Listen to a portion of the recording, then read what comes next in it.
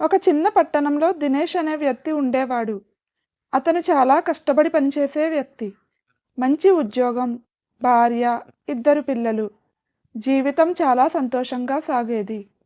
కానీ ఒకరోజు అతని స్నేహితులు ఒక్కసారి తాగితే ఏమవుతుంది అని చెప్పి అతనికి మద్యం అలవాటు చేశారు. మొదట్లో దినేష్ కూడా ఇది కేవలం సరదా కోసం మాత్రమే అనుకున్నారు. కానీ ఆ సరదా అలవాటుగా మారింది. ఆ అలవాటు బానిసత్వంగా మారింది. రోజు రోజుకి అతని జీవితం మారిపోతూ వచ్చింది. ఉద్యోగానికి ఆలస్యంగా వెళ్ళడం, పని మీద దృష్టి లేకపోవడం, చివరికి ఉద్యోగం కూడా పోయింది. ఇంట్లో పరిస్థితి కూడా మారిపోయింది. భార్యకి ఎంత సర్ది చెప్పినా వినలేదు. పిల్లలు అతన్ని చూసి భయపడేవారు. ఒకప్పుడు నాన్న అని ప్రేమగా పిలిచేవాళ్ళు ఇప్పుడు దూరంగా ఉండడం మొదలుపెట్టారు. ఒకరోజు దినేష్ ఇంటికి తాగి వచ్చారు. ఇంట్లో ఎవరూ లేరు. టేబుల్ మీద ఒక లేఖ ఉంది. అది అతని భార్య రాసింది. ఆ లేఖలో ఇలా ఉంది: నీ తాగుడు మేము భరించలేకపోతున్నాం. పిల్లల భవిష్యత్ కోసం నేను వాళ్ళను తీసుకొని నా పుట్టింటికి వెళ్తున్నాను.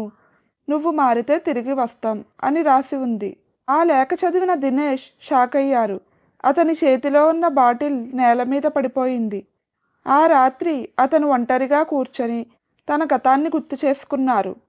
పిల్లల నవ్వులు, తన భార్య ప్రేమ గుర్తొచ్చింది.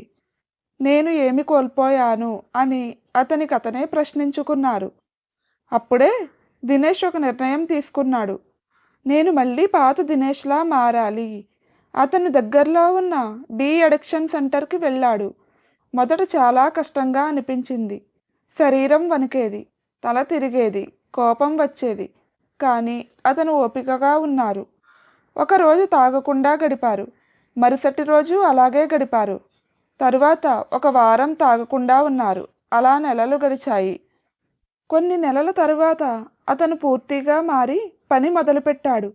తన భార్య, పిల్లల దగ్గరకు వెళ్ళి క్షమాపణ కోరాడు. అతని నిజమైన మార్పు చూసి భార్య క్షమించింది.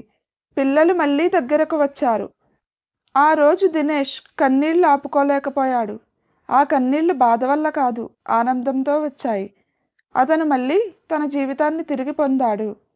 ఈ కథలోని నీతి: చెడు వ్యసనాలు మనల్ని ఎంతగా దిగజార్చినా మన మనసు మార్చుకుంటే మళ్ళీ పైకి రావచ్చు.